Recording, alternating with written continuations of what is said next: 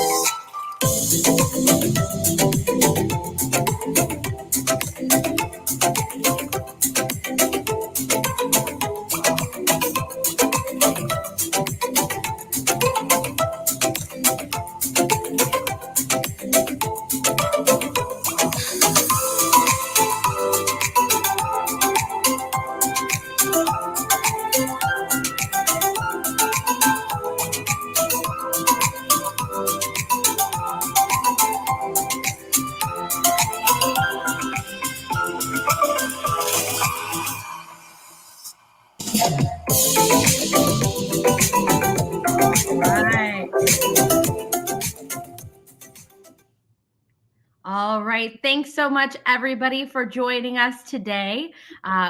Welcome to our Tools for National Cybersecurity Awareness Month. I am joined by my esteemed colleagues, Erica and Andrea, and we are also joined by the National Cybersecurity Center, which we'll get to their presentation a little later. But first, I'm going to kick it off to Erica and Andrea to talk about some Google tools.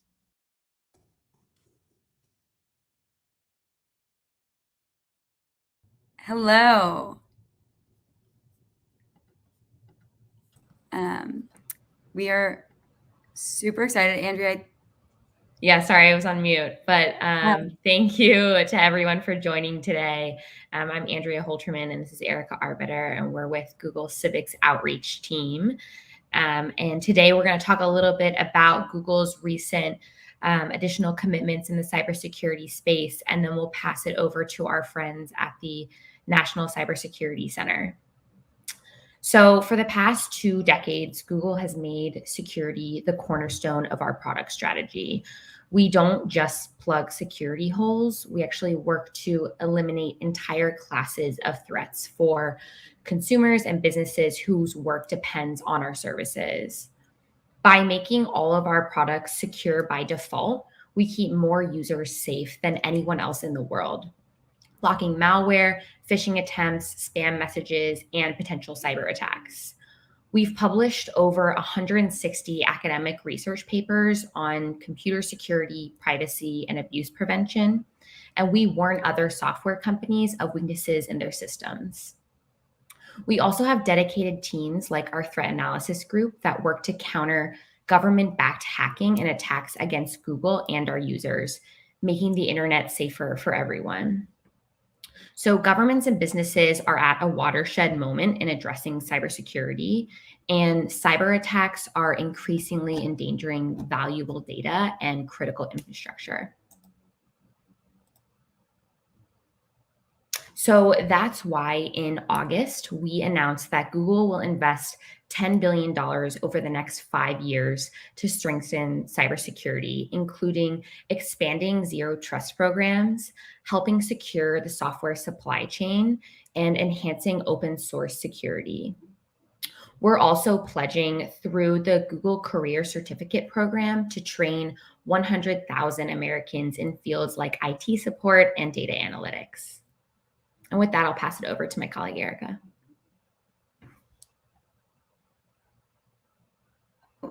Now it's my turn. I was on mute.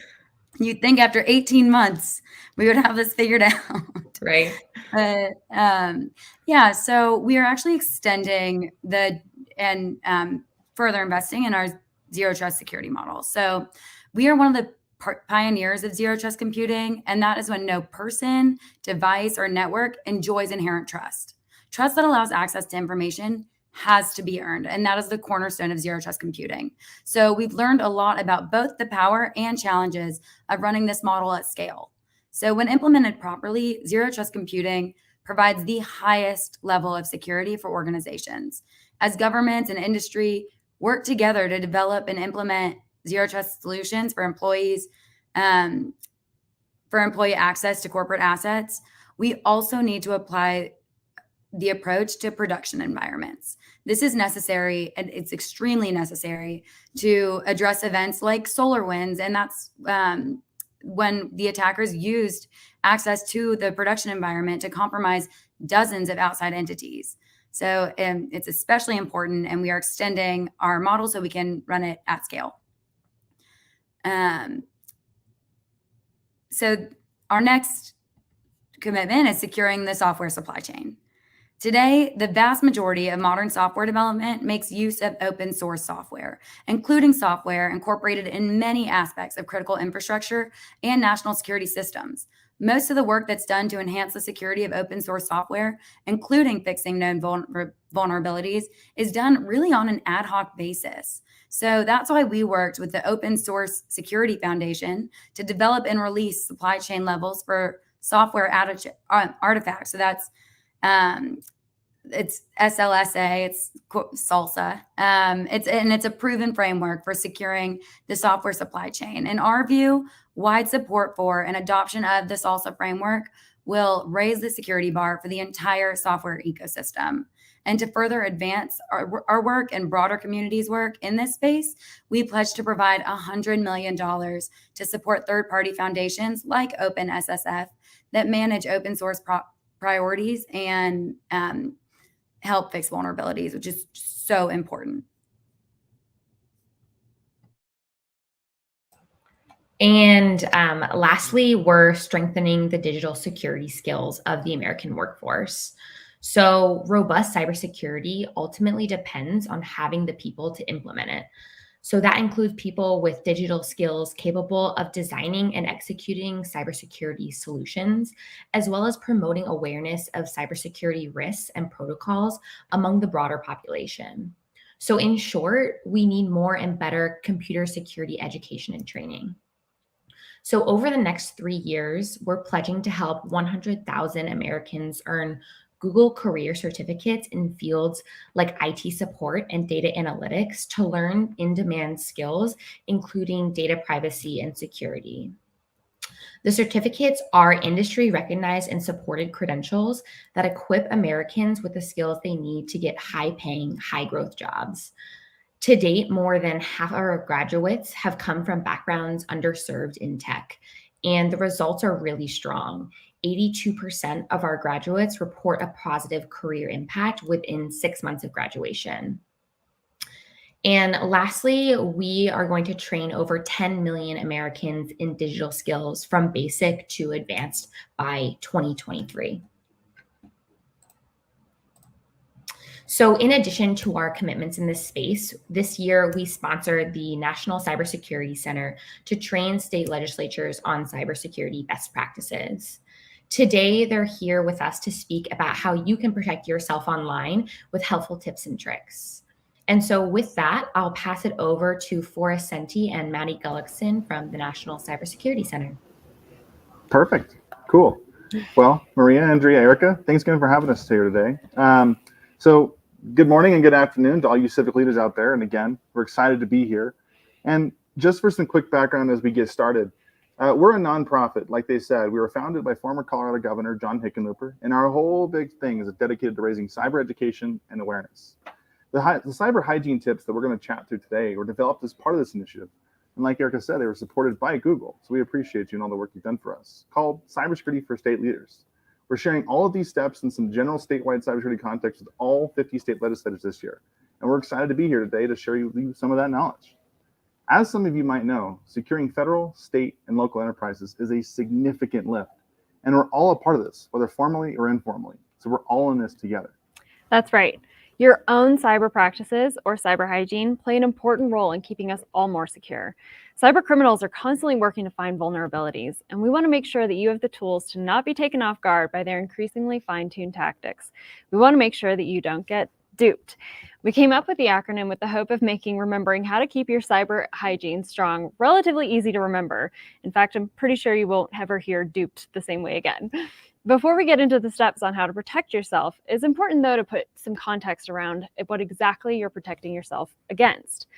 Like a thief jiggling the doors and windows of your house to see what's open, cyber criminals are working around the clock to decipher your passwords to get into your accounts, trick you into sharing personally identifiable information that they can use to sell to even more nefarious criminals, or to impersonate you, or possibly just use your account as a stepping stone to get into another system.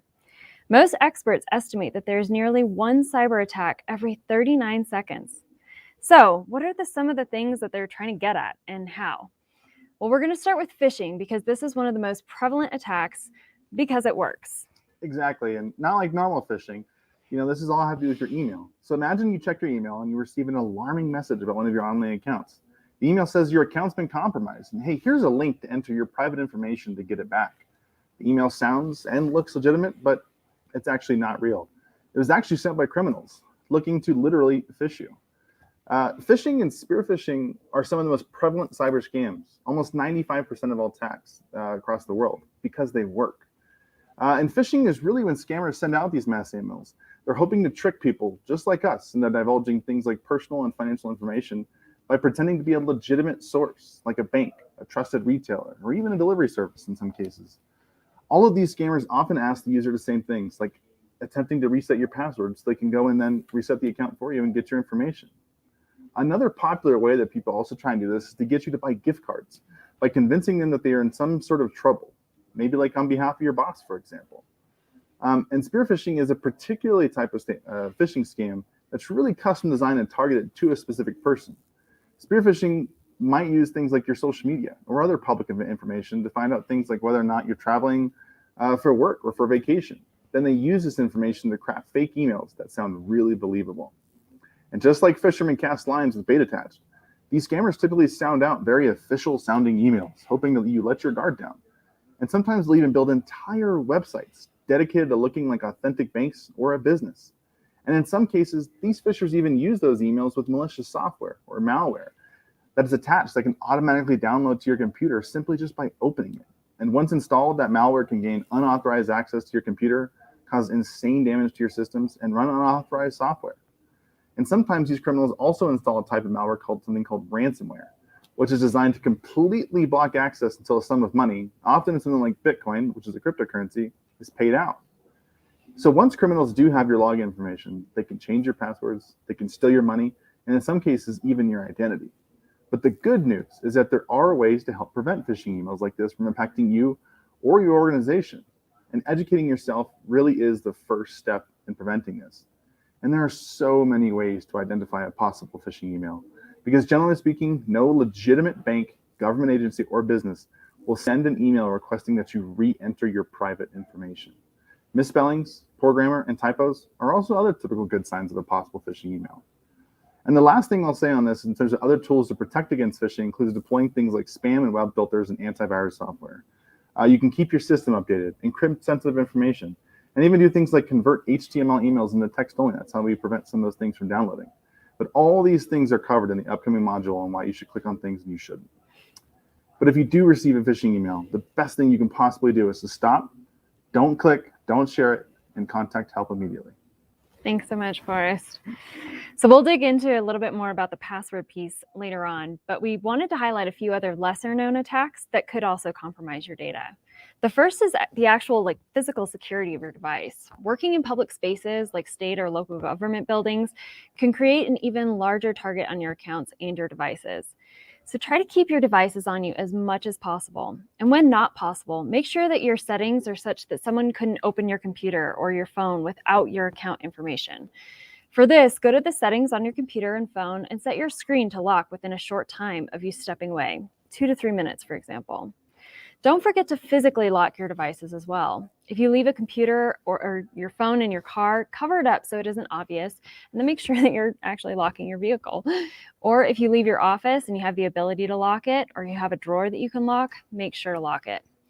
Finally, record in a secure place, not on your device, what kind of device that you have and its unique number. If your device is actually stolen, we've got some additional tips on our website at cyberforstateleaders.org for locating your device and remotely turning it off before criminals can hack into it. So, and with that, I want to cover a final lesser known attack, one that Maddie's actually an expert in, but I'm going to talk about it today because it's more fun. Something called SIM swapping. And for those of you who are unfamiliar with it, this is actually the successful attack that actually worked against Twitter CEO Jack Dorsey. And for context, a SIM card is a small chip in your phone that cell phone carriers use to identify your phone. And what SIM swapping is when somebody convinces your actual provider that they are you and that they need your phone number applied to a different SIM card in their possession. When that happens, your phone traffic is diverted to a criminal. And to protect against this, you have to contact your cellular provider and set up a PIN. You can just call customer service and they should be able to help you walk through how to do that process. But the remainder of these threats that we're going to cover in more details on what it means to not get duped. Basically, that stands for deploy multi-factor authentication, update softwares, passwords, how to manage and protect them, encrypting important emails and backups, and don't click on things you shouldn't. And with that, I want to bring up our MFA slide, and then we'll take that off. And then, Perfect. Maddie, I think you wanted to talk about this, didn't you? I do. Perfect. So we're going to jump into multi-factor authentication. You heard from Forrest about how criminals are trying to get your passwords to get into your accounts. Well, setting up multi-factor authentication can provide an excellent extra layer of defense against those types of attacks. Multi-factor authentication is basically a way to ensure that you are you, using something that you know, something that you have, and or something that you are.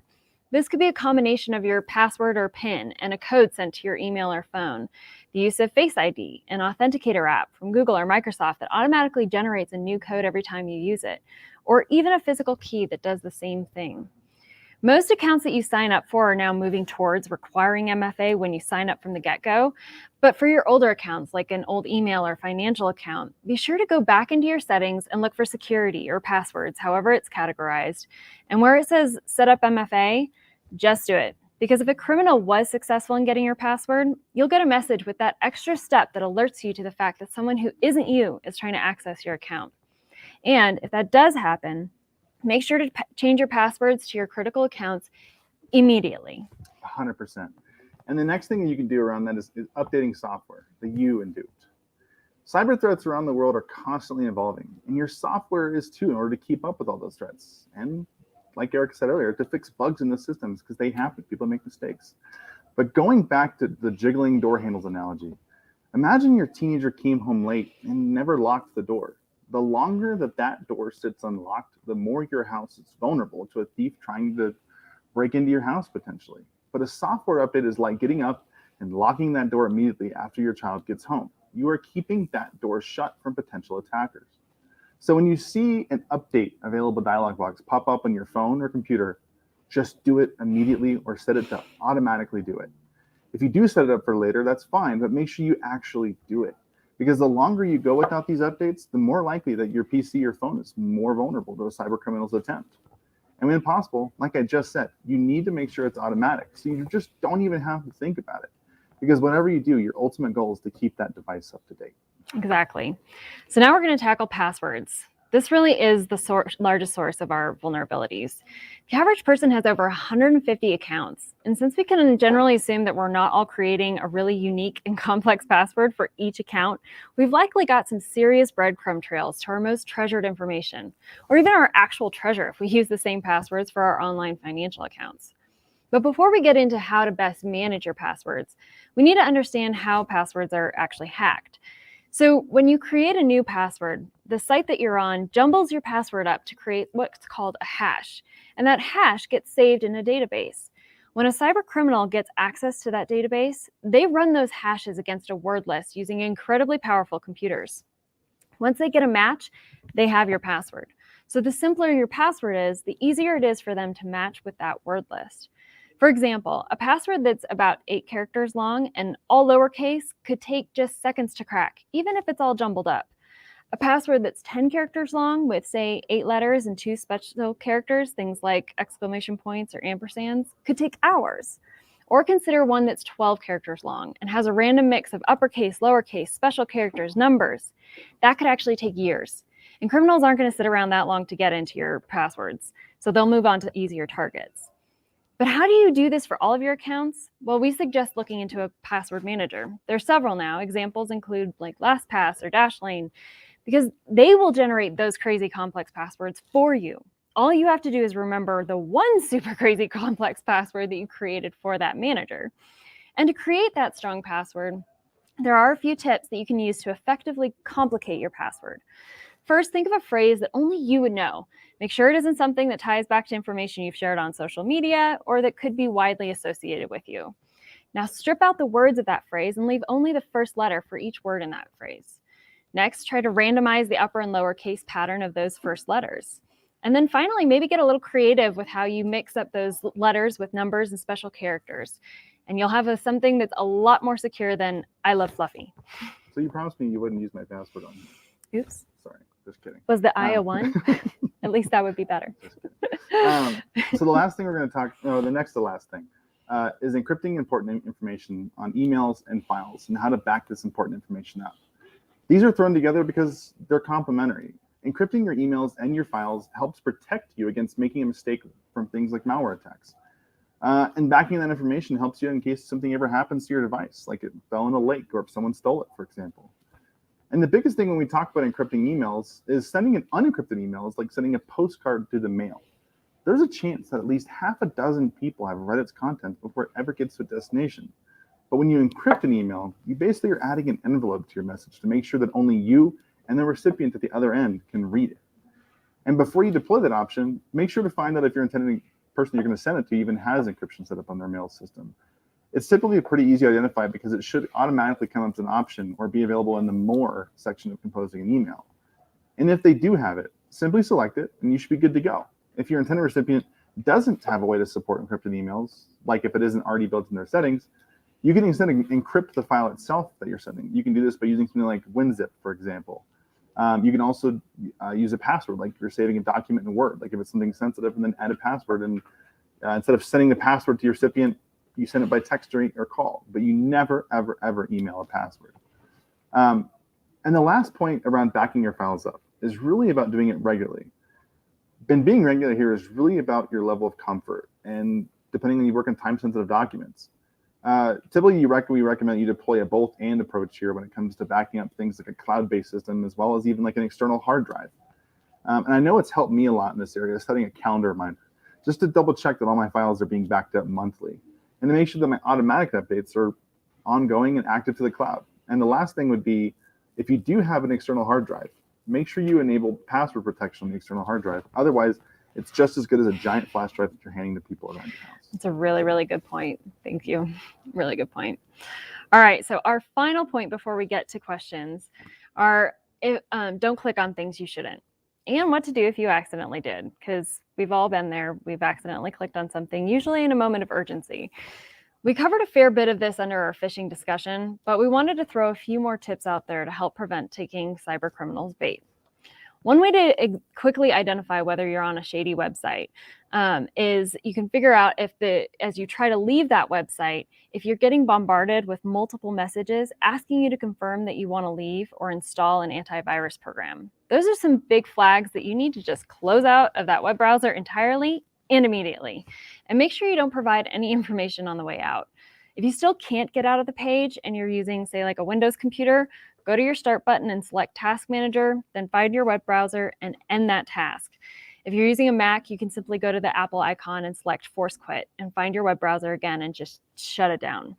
At this point, it might be a good idea to do a quick antivirus scan anyway, just to make sure that nothing icky made its way onto your device.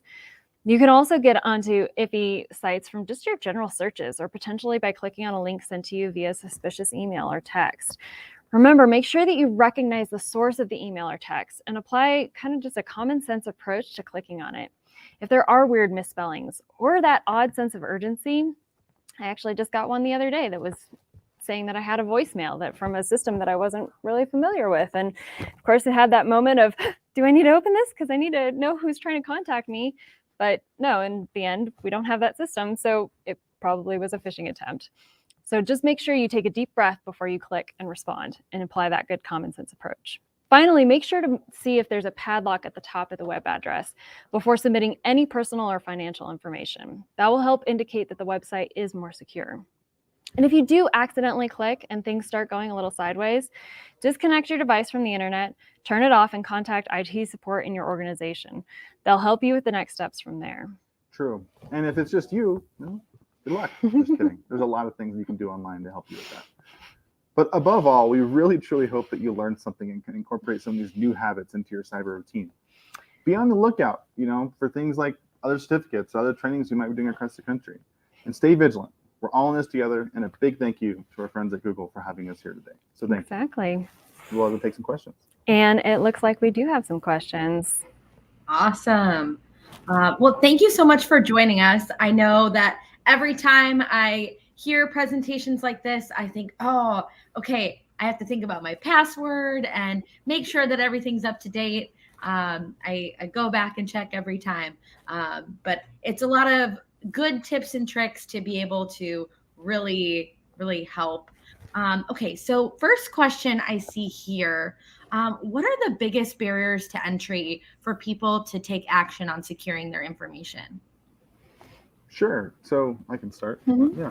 So I think the single biggest thing for most people is they say the time, or they think it's too much work, or a combination of both. And for a lot of people, you have to think of it like an investment.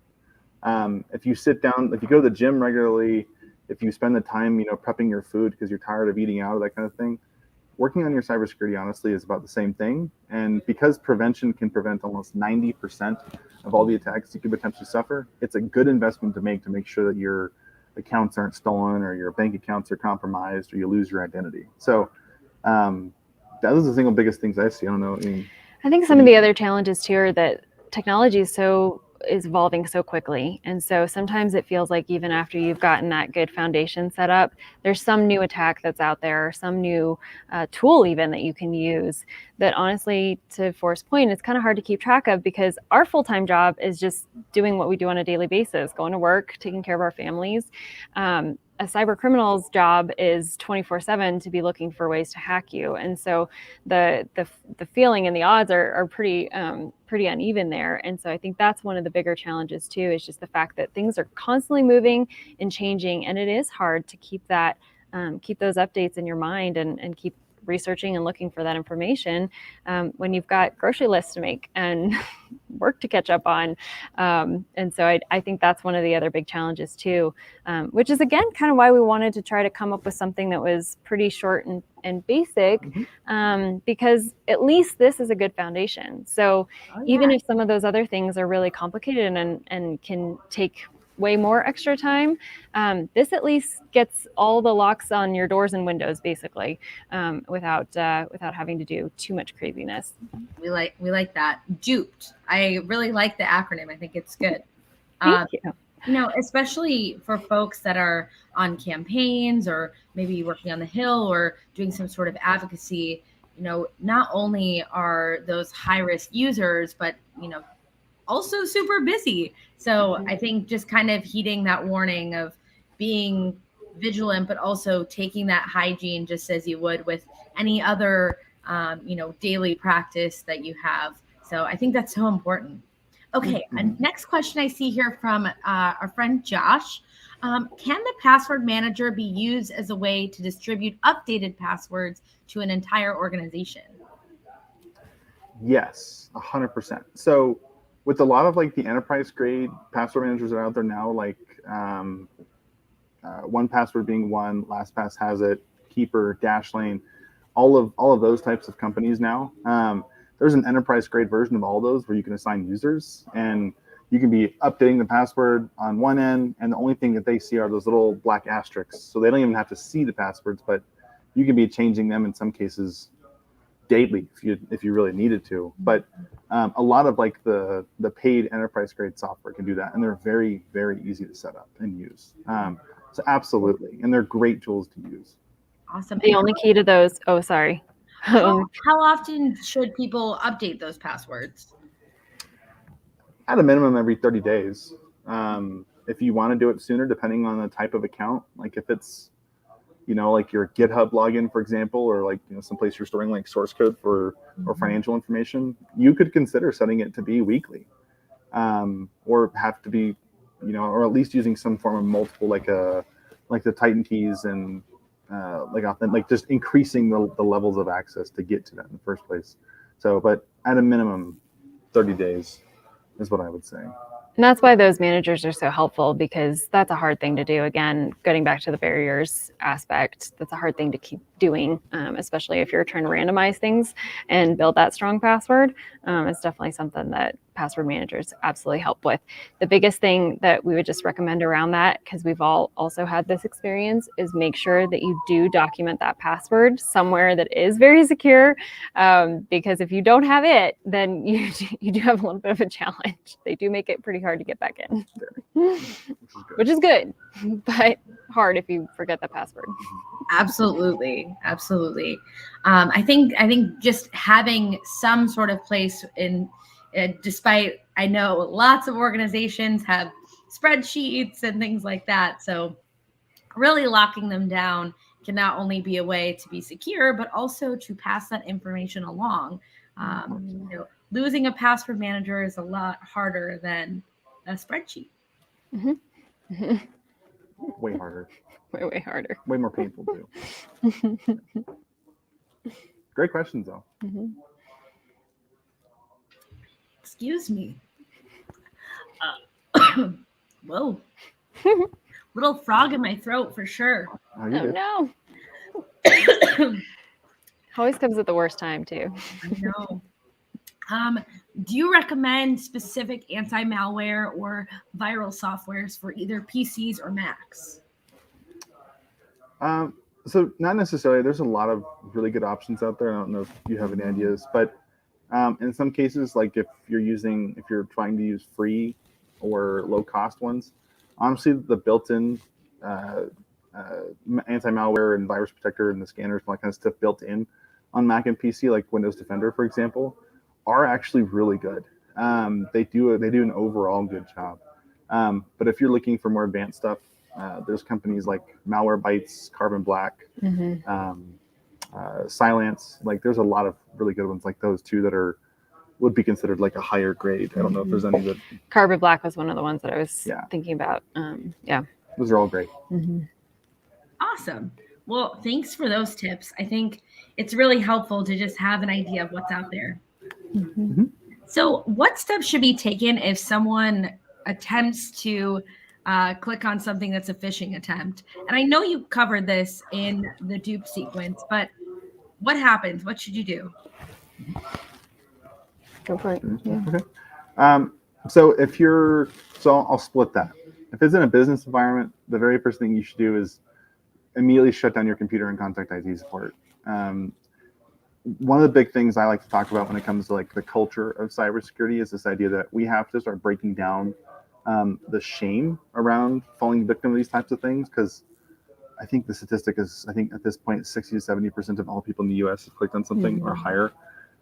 So all of us make mistakes. And so I think that's an important first thing, especially in a business environment where you have help, is just to immediately contact those people. But if it's you as an individual, that's where things get a lot more difficult. And the reason why is because, the individual person doesn't have an IT support. The individual person doesn't, most police departments don't have some kind of rapid response that can help you. Typically in those situations, the biggest thing is that if you've kept your computer up to date, you have backups, and you have, some kind of like a antivirus scanning tool.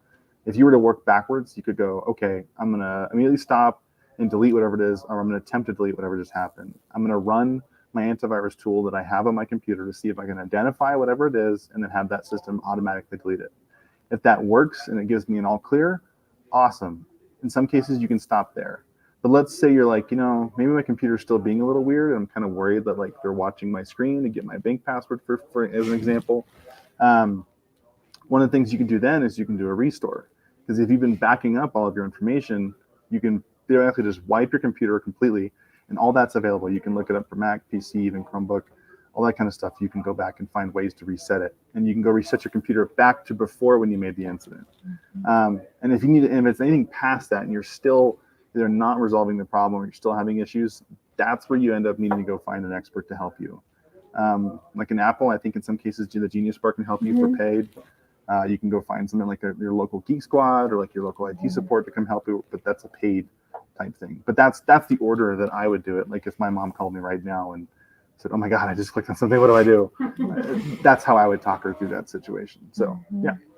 Yeah. I don't know if you could add anything. No, I think the only other thing is really why we did include making sure that your backups are up to date, because that is one of the things that is just that gut feeling that already you've clicked on something and now you have to worry about whether or not you're going to lose all your files as a result. And whether it's just family photos or it's the really important campaign strategy that you just came up with, you don't want to lose that stuff. And so that's really the biggest thing is enabling that as a protection against that too. And so that's really why we do emphasize making sure that you have those automatic backups and that external hard drive too. So yeah. Absolutely. I think those pieces are so important. And, I always think about if it looks kind of sketchy, it probably is. So that's just always something to be vigilant for. And of course, anything you can, just make sure to look in the search bar. Those kind of things are always really helpful. Okay. Next question I see here. How helpful is two-factor authentication, both on, I'm going to take this and expand on it a little bit, both on just, getting that text message or something on your phone or having that Titan security key? Go for it. Okay, sure.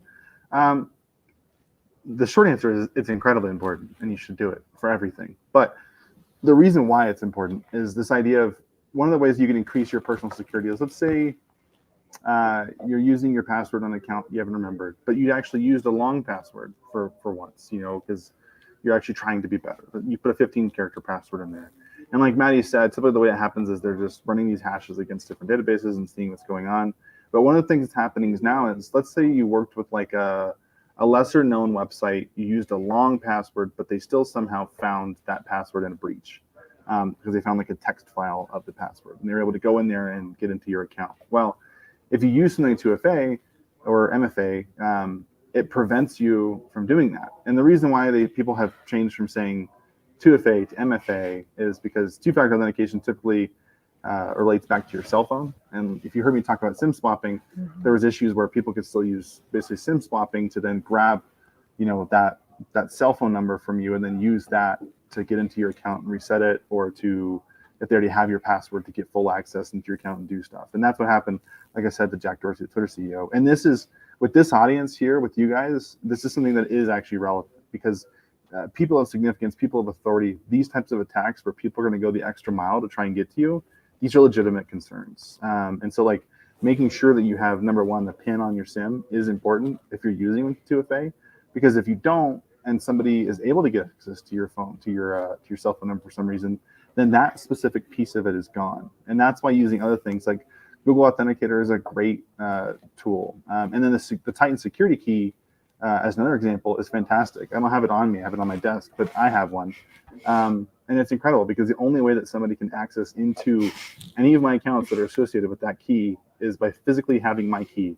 And that's where things in security go, is physical access coupled with my password. It's what is it? It's what you have, and who you are, and something else. And what it was the three things. Something that you know. Something that you know. Yeah. And that's why it's really important. It makes a huge difference, because the more tools and tricks that you have around your passwords and securing your accounts, the better. So it's a huge deal. It's worth taking the time, and it's a good thing to invest into if you're going to invest in anything. Yeah. So. Yeah. And real quick, kind of back to the other question about looking at being more aware about whether or not you've ended up on some kind of a fishy website.